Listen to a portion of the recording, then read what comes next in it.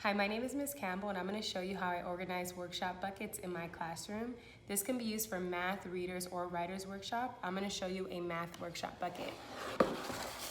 This is a bucket and it's sectioned off into 3 sections using a book box.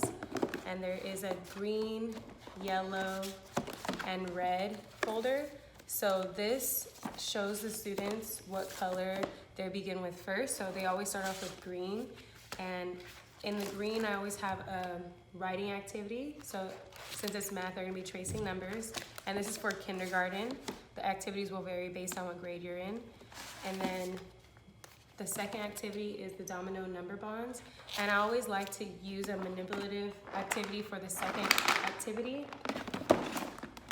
And then we have the third one, which is just to read a book. And we have some fun math books in here for them to read.